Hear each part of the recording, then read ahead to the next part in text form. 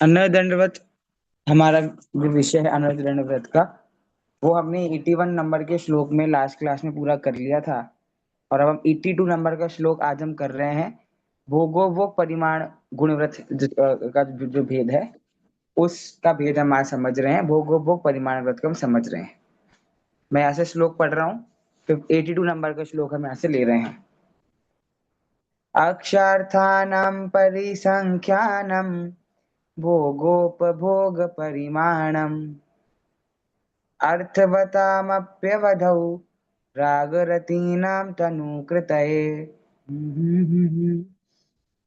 अक्षार्थानां परिसंख्यानं भोगोपभोग परिमाणम। देखिए, जो परिसंग है, आपको यहाँ पे रोकना पड़ेगा। अक्षार्थानां परिसंग संख, अक्षार्थानां परिसंख्यानं भोगोपभोग परिमाणम अर्थवतामप्यवधौ रागरतीनां तनु कृतये। मीना जी पढ़िए श्लोक एक बार।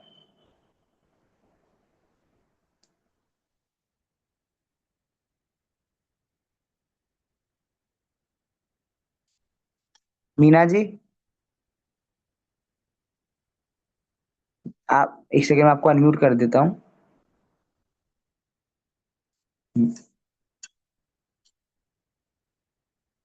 अनम्यूट कीजिए आप अपने आप को।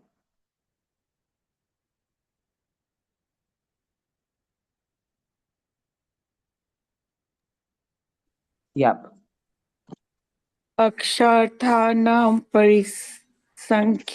परिसंख्यानं भोगोपभोगपरिमाणम् अर्थवत्तामप्यवधो प्रागर्तीनां तनूकृतय। बहुत एक बढ़िया। बारी और पढ़ें कोई, फिर मेरे को ज्यादा अच्छे से आ जाएगा, मेरे को लगता है हाँ शायद। हाँ, ओके ओके, कोई बात नहीं। देखिए, अर्थ बताम। अर्थ मतलब होता है भाई जिन वस्तुओं से मेरा प्रयोजन हो, या जिन वस्तुओं को मुझे जानने से कोई लाभ हो। तो ऐसे प्रयोजन भूत अपी मतलब भी। अवधौ, अवधौ मतलब जो विषय पदार्थ होते हैं, अन्य पदार्थ होते हैं वो। तो जो प्रयोजन वाले पदार्थ हैं, उनके अंदर भी राग रति नाम, जो राग होता है, आसक्ति होती है, उसे तनुकृतय। कृष मतलब होता है कम करने के लिए। इंद्रिय विषयों का, अक्षार्थानम इंद्रिय विषयों का परिसंख्यानम परिगणन करना जो होता है, सीमा निर्धारण करना, भोगो भोग परिमाण गुणव्रत कहलाता है। मतलब ये आप अगर समझो कि ये श्लोक यहाँ पर क्यों दिया गया है, तो उसका कारण ये है क्योंकि अनदंड व्रत में तो क्या बोला कि जो अप्रयोजनभूत चीजें हैं, जिनसे आपको लेना देना नहीं है, ऐसे पापों से आप बचोगे तो वो आपका अनदंड व्रत कहलाएगा। लेकिन जी। भोगों को परिमाण व्रत में क्या बोला कि अगर कोई चीज आपके मतलब की भी है, जिनसे आपका प्रयोजन है भी, तो ऐसे पदार्थों से भी बचना। ऐसे पदार्थों में भी रति नहीं करना, राग नहीं करना, पांच इंद्रियों से उसमें लवलीन नहीं होना, वो भोगो भोग परिमाण व्रत कहलाता है।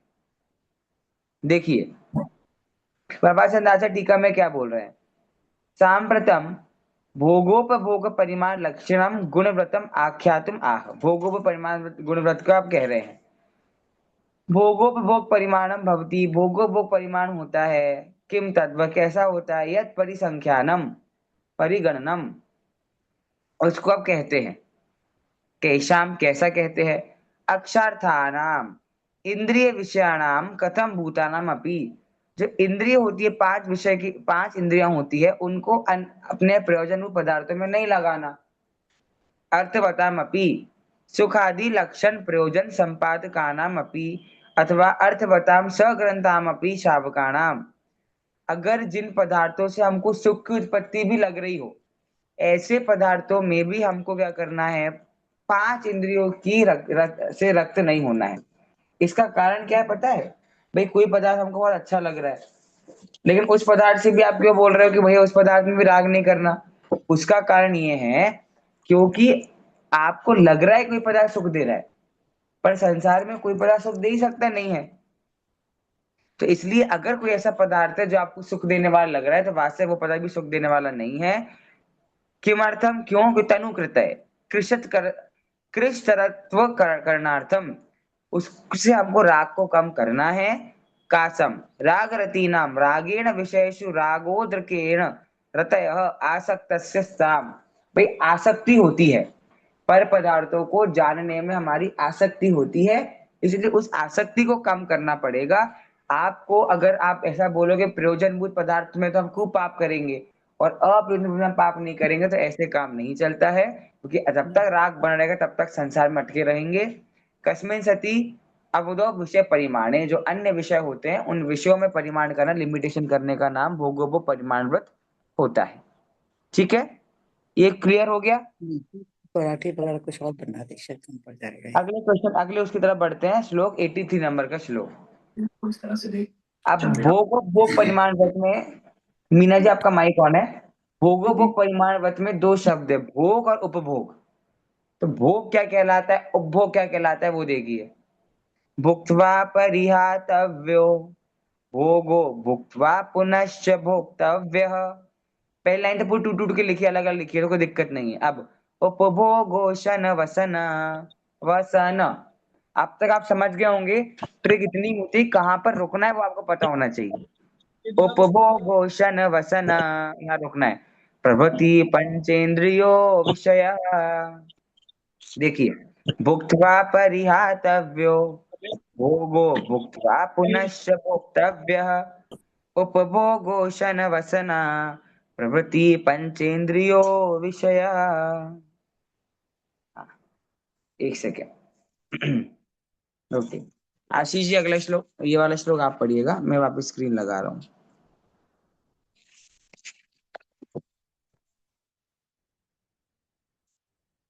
पढ़िए।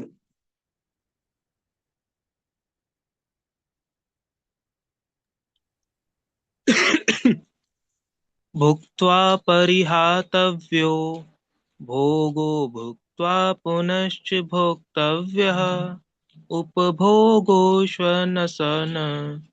प्रभृति उपभोगो शन वसन, प्रभृतिः पंचेन्द्रियो विषयः।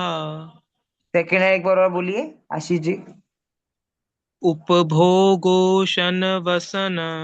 हम्म, प्रभृतिः पंचेन्द्रियो विषयः। बढ़िया। देखिए क्या बोल रहे हैं। अशन मतलब भोजन, वसन अर्थात वस्त्र, प्रवृत्ति मतलब ऐसे परिग्रह में जो हमारी प्रवृत्ति होती है, हमारी आदत जो होती है, क्यों होती है। पंच इंद्रिय विषय, हम इनको पांच इंद्रिय संबंधी जो विषय होते हैं, भोजन हो गया, वस्त्र हो गया, मेकअप हो गया, तैयार होने का सामान हो गया, आभूषण हो गए, गाड़ी हो गई, ये सब हमारे इंद्रियों का भोग करने की सामग्रियां हैं। तो भोजन वस्त्र तो दो वस्तु गिनाई है, लेकिन आगे बोल दिया पंच इंद्रिय विषय, पांच इंद्रिय के जितने विषय होते हैं उन सबको भुक्तवा, तो आप रहते भोग करके छोड़ दी जाती है, वह भोग कहलाता है। राइट, जिनको आपने एक बार भोगा और पुनः भोगने में वो नहीं आएंगे, ऐसे पांच इंद्रिय के विषय कहलाते हैं भोग। और भुक्तवा भोग कर पुनः भोक्तव्य, सिंपल आपको पढ़ के समझ आ रहा है। भोग कर जिनको आप पुनः भोगोगे वो उपभोग कहलाता है। जैसे रोटी है, अब रोटी उपभोग है, सॉरी भोग है। क्यों भोग है रोटी, जिस पर्टिकुलर रोटी को आपने खाया एक बार, उसी रोटी को वापस नहीं खा पाओगे आप। दूसरी रोटी खाओगे कोई, लेकिन उसी रोटी को नहीं खा पाओगे। और जैसे एक आपका कोई नेकलेस है, कपड़ा है, कपड़ा आपने एक बार पहना, उसी कपड़े को आप वापस ही पहनोगे तो वो उपभोग कहलाएगा। तो जिसको एक बार ही प्रयोग किया जा सके वो उपभोग कहलाता है, भोग कहलाता है।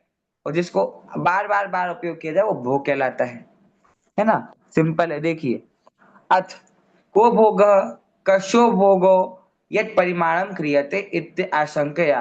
भोग क्या होता है, उपभोग क्या होता है, यहाँ पर हम बता रहे हैं। देखिए, पंच इंद्रियाणामयम पंच इंद्रिय विषय, पांच इंद्रियों का विषय होता है। उसमें भुक्त्वा परिहातव्य त्याज्य स भोगो अशन पुष्प गंध विलेपन प्रवृत्ति ही। अब इनने वस्तु गिनवाई है, भोजन, पुष्प, गंध, विलेपन आदि वस्तुएं भोग कहलाती है। मतलब खाना बार बार आप खा सकते हैं, फिर एक बार ही खा सकते हैं। पुष्प एक बार ही प्रयोग में आ सकता है, कोई बदबू है, वो गंध है, वो एक बार ही आती है। लेप आदि जो काम में हम लेते हैं ना, जो आजकल आपके सीरम होते हैं या कोई लोशन वगैरह होते हैं, ये एक बार ही लगेंगे, अगली बार आपका अगला ड्रॉप लगेगा, वही पर्टिकुलर ड्रॉप नहीं लगेगा। तो ऐसी वस्तुएं भोग कहलाती हैं।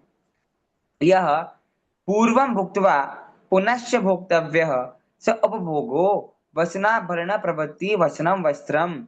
और जो पुनः पुनः भोगने में आता है उसे उपभोग कहते हैं। जैसे वसनाभर, जैसे कि वस आदि जो पदार्थ होते हैं उनमें रमने की प्रवृत्ति जो कहला होती है वो हमारा उपभोग कहलाती है। इस प्रकार भोगो भोग परिमाण व्रत होता है। क्लियर हो गया? एक बार जिस वस्तु को हम यूज करें वो कहलाता है भोग, और पुनः पुनः जिन वस्तु को हम यूज कर सकते हैं वो कहलाता है उपभोग, है ना? अब गुणवत सारे हो गए, कोई बाकी है? सारे गुणवत हो गए क्या? 3 गुणवत कौन कौन से थे? दिग्व्रत, अनर्थ दंड व्रत हम्म। और और भोगो भोगो भोग परिमाण परिमाण व्रत। व्रत। ठीक है, 83 हमारे छंद हो गए। और गुणवत अधिकार भी गुणवत भी सारे हो गए। पर यहाँ पर समंतबद्ध आचार्य 90 नंबर तक ले जा रहे हैं पूरा अधिकार। तो ऐसा क्या क्या वस्तु ने गिनवाई है हम वो देख लेते हैं। क्योंकि अभी हमने भोग और भोग का स्वरूप समझा ना, तो संबंधवत आचार्य कोई ऐसी वस्तु, देखिए 3 श्लोक आएंगे अभी। अभी एक श्लोक जो आ रहा है उसमें तो वो ये गिनवा रहे कि भैया आपको कौन कौन सी वस्तुएं त्याग देनी चाहिए। क्लियर कट यहाँ पर वो संबंधवत आचार्य नाम ले रहे हैं, ये वस्तुएं आप भैया इन इन चीजों को तो त्याग ही दो। तो ऐसी क्या चीजें जो हमें त्यागनी है, 84 नंबर के श्लोक में बता रहे हैं। मैं पढ़ता हूं यहाँ से। त्रसहति परिहरणार्थम शौद्रम पिशितम प्रमाद परिहर्ते। देखो सिंपल श्लोक है, तोड़ तोड़ के लिखा हुआ है। त्रसहति परिहरणार्थम शौद्रम पिशितम प्रमाद परिहर्ते मध्यम च वर्जनीयम। सिंपल। मध्यम च वर्जनीयम, मध्यम च वर्जनीयम जिन चरणौ शरणमुपयाते। पूरा श्लोक पढ़ रहा हूँ, फिर मीना हारिया जी जो पढ़ेंगे इसको। त्रसहति परिहरणार्थम शौद्रम पिशितम प्रमाद परिहतये मध्यम च वर्जनीयम जिन चरणौ शरणमुपयाति। पढ़िए मीना जी। त्रसहति पर त्रसहति परिहरणार्थं श्रोत्रं पिशितं प्रमाद परिहरत्ये मद्यं च वर्जनीयं जिन चरणो शरणमुपयाते है। Very good. एक चीज अगर हमसे हो सके तो हम कर सकते हैं, प्रमाद परिहत ए, क्योंकि त भी पूरा है, अपूरा है। ते नहीं करना, परिहर ते नहीं करना, परिहत ए, त ए, तो त का उच्चारण भी प्रॉपर आना चाहिए। ओके, देखिए। जिन चरणों, भगवान के चरणों की शरणम, शरण को जिन्होंने उपयाति प्राप्त कर लिया है, ऐसे जी बता रहे क्या क्या आपको त्याग करना चाहिए। क्योंकि हर कोई ऐरा गैरा बोलेगा तो आप तो सुनोगे नहीं। तो कह रहे हैं जिन्होंने भगवान के चरणों को, अर्थात जिन्हें भगवान के शरण को प्राप्त कर लिया है, ऐसे जीव बता रहे हैं कि क्या क्या त्याग करना चाहिए। और देखो हेडिंग क्या है श्लोक की, सर्वथा त्याज्य पदार्थ। सर्वथा रूप से इनका त्याग होना ही चाहिए, आर ना पार वाली बात, डिस्काउंट ऑफर नहीं है, त्याग इनका करना ही करना है। देखिए क्या किसका त्याग करना है। त्रसहति परिहरणार्थम, त्रस्त जीवों की हिंसा का परिहार करने के लिए। त्रस्त जीवों की हिंसा नहीं करनी चाहिए, 2 3 4 5। तो क्या हम स्थावर जीवों की हिंसा कर सकते हैं? तो ऑब्वियस सी बात आ जाएगी, अगर आप त्रस्त जीवों की हिंसा नहीं कर रहे तो उससे कमजोर जीव जो होते हैं स्थावर जीव, उनकी हिंसा तो नहीं ही करना है। फिर मधु, मधु मतलब शहद, पिशितम मांस, तथा प्रमाद परिहरते, जिनसे प्रमाद उत्पन्न हो, शराब इत्यादि, गांजा और जितने भी वस्तु होती है वो सब, जिनसे प्रमाद उत्पन्न हो, ऐसा कोई भी कार्य हमको करना नहीं है। और आगे उन्होंने गिनवाया मदिरा, तो त्रस्त जीवों की हिंसा नहीं करना है। या फिर एक इसका एंगल ये भी निकलेगा, 3 चीजों का आपको त्याग करना है बेसिकली, मद्य का, मांस का, मधु का। ठीक है, क्यों करना, उसके 2 कारण है। एक कारण तो कि इसमें बहुत त्रस्त जीव हो, जो त्रस्त जीवों की हिंसा से आप बचोगे। दूसरा, ये वस्तुएं प्रमाद बहुत उत्पन्न करती है, आलस बहुत उत्पन्न करती है, तो उससे भी आप बचोगे। तो प्रमाद से बचने के लिए और त्रस्त जीवों की हिंसा से बचने के लिए जिन्होंने जिनेन्द्र देव की शरण पाई है ऐसे जीव कह रहे हैं भैया मध्य मास मधु का त्याग करो। मतलब मध्य मास मधु को हम कितना नॉर्मल समझ रहे हैं, और संबंध मत आचार्य ने अलग से एक श्लोक दिया उसके लिए। प्रभाचंद आचार्य कह रहे हैं मध्वादि भोग रूपोपि त्रज जंतु वध हेतुत्वाद अनुव्रत धारी धारी भी त्याज इत्याह। मधु आदि जो भोग करने की वस्तु हैं उनका भी त्याग अनुबंधधारियों को करना चाहिए, वो बताते हैं। वर्ज नियम त्याग करने योग्य किम तत् क्या है त्याग करने योग्य, शौद्रम मधु तथा पिशितम मांस। किमर्थम क्यों है, क्योंकि त्रस हति परिहरणार्थम त्रसानाम द्विंद्रियादीनाम हतिवर्धस तत्परिहरणार्थम। भैया त्रस जीवों का 2 इंद्रिय से 5 इंद्रिय तक के जीवों का हरण होता है।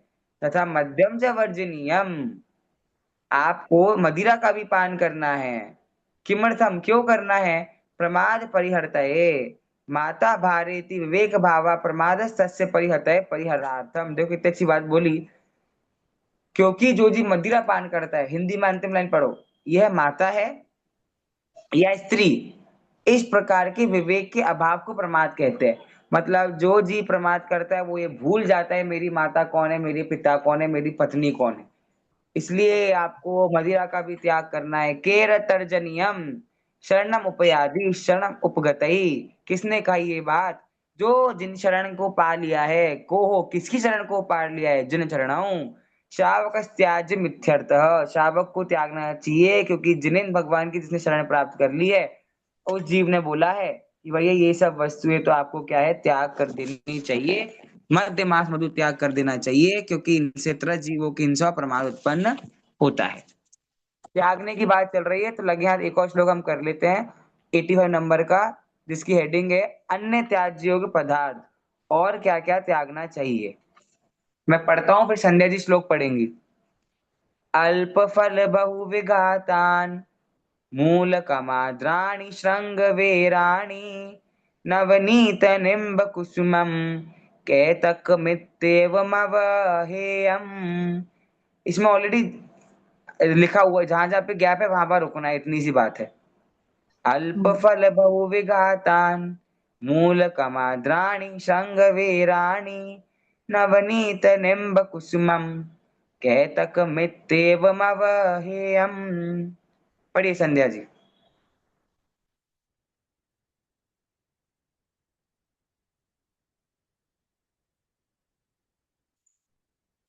संध्या जी अनम्यूट कीजिए।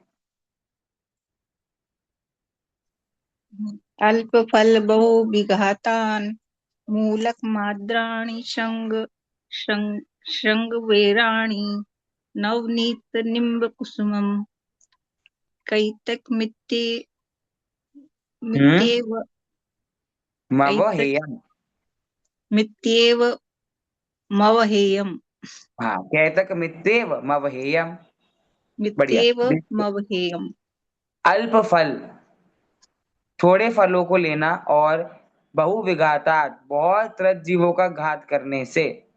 ऐसे फल जो होते कम हैं लेकिन जिनका सेवन करने से जीवों की हिंसा ज्यादा होती है, ऐसे सचित्त पदार्थ जो होते हैं आद्राणी, क्या क्या है, मूलकम जमीकंद पदार्थ जो होते हैं, श्रृंग वेराणी जहरीले पदार्थ जो होते हैं जिनमें कांटे लगे होते हैं, जैसे बेर होता है। अब जो एक प्रकार, एक तो नॉर्मल बेर है वो हम खा सकते हैं, पर जिनमें कांटे लगे हैं बहुत, ऐसी बेर नहीं खाना चाहिए। नवनीत मक्खन, मक्खन थे ना, हम लोग कभी मक्खन लगाते हैं रोटी पे, जैन लोग मक्खन खाते ही नहीं है, मक्खन। निम्ब कुसुमम नीम के फूल, और कैतकम केतकी एक प्रकार का फूल होता है। ऐसे फूल अन्य जी लोग इन फूलों को खाने योग्य मानते हैं, लेकिन इत्यादि एवं इस प्रकार के जो अन्य पदार्थ है वो अवहेयम, वो छोड़ने लायक है। क्योंकि शावकाचार्य ग्रंथ है तो स्थूल रूप से सब बातें आपको बताएंगे, सिर्फ आत्मा की बात नहीं करके आचरण में आपको किसका पालन करना है वो बताएंगे। तो कह रहे हैं भैया आपको सचित्र पदार्थ जिनमें बहुत जीवों की उत्पत्ति होती है, ऐसे फलों को, जमी कंदों को, बहुत कांटे लगे हो जहरीले ऐसे बेरों को, नीम के फूलों को, केतकी के फूलों को, इन सबको नहीं खाना चाहिए। जमीकंद जहरीले कांटे वाले बेर, नीम के फूल, केतकी के फूल, या फिर जिनसे बहुत जीवों का घात हो, ऐसी 5 चीजों का त्याग है बताया है। प्रभाचंद आचार्य कह रहे हैं तथेदपि तेजस त्याज्य इत्याह। मध्य मास मधु के अलावा भी क्या क्या त्याग करने होंगे बताते हैं।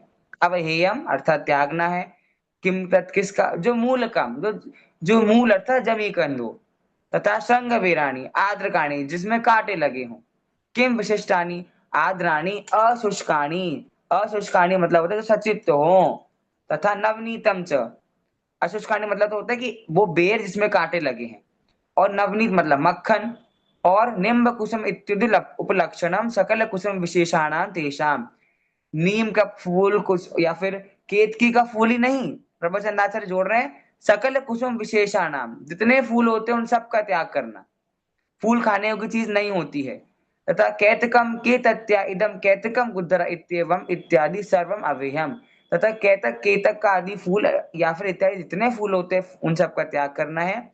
कस्मात क्यों करना है, अल्प फल बहु विघातात्, अल्पम फलम यस्य असावल्प फलः बहुनां जीवानां विघातो विनाशो बहुविघात अल्प फलश्चासो बहुविघातात् तस्मात्। भैया ये फूल होते कम है, फल फूल होते तो कम है, आप 2 फल खाओगे केतकी के, लेकिन फल कम होने के बावजूद भी जो जीवों की हिंसा ये करते हैं, वो हिंसा बहुत ज्यादा जीवों की होती है, इसलिए इनका सेवन नहीं करना चाहिए। तो एकदम शावकाचारों के अपेक्षा समझ बजाचार्य ने बात करी, 85 श्लोक हमारे हो गए। अब हम व्रत की परिभाषा क्या है, हम व्रत व्रत कर रहे हैं ना, तो व्रत की परिभाषा अभी तक प्रॉपर आई नहीं, गुण व्रत की आ गई, अनुव्रत की आ गई, पर ओनली व्रत की परिभाषा वो अगली क्लास में कल हम देखेंगे। किसी को कुछ कहना है अभी, जो हमारा पाठ रह गया है छंदों का, वो हम बहुत जल्दी करेंगे, गुणवत्ता अधिकार पूरा करने के बाद हम पाठ कर लेंगे। सर भैया विशिष्टाना मतलब लिखा, क्या विशिष्टनो बोला था ना अभी, अभी क्या इसमें श्लोक में आया था श्लोक, आप एक हाँ बोलिए, शब्द क्या है? विशिष्टनो था कि विशिष्ट क्या? विशिष्ट नो संधि हुई है, ठीक है। हाँ। अच्छा, तो अच्छा। इसलिए हुआ है। अब हम हम्म। लोग नेक्स्ट क्लास में कल मिलेंगे। ओके, हम्म। मेरा अभी पूरा बैटरी जा रहा है, तो हम लोग फ्राइडे को ठीक, कल ऑन द सेम टाइम हम लोग मिलेंगे, आगे श्लोक बढ़ाएंगे, ठीक है। ठीक है। सभी को जय सभी जिनेंद्र। सभी को जय जिनेन्द्र। जय जिनेन्द्र।